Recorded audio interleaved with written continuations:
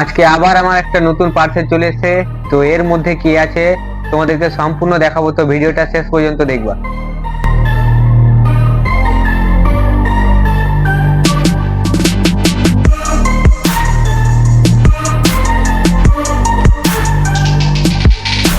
এর মধ্যে দিয়েছে একটা পেন, তার মধ্যে আছে এই বক্সটা। এটা হচ্ছে টাকা জমানোর ভাঁড়।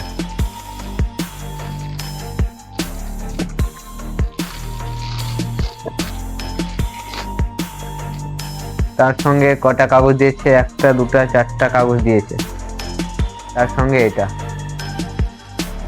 কোয়ালিটিটা একটু কাছ থেকে দেখিয়ে দাও।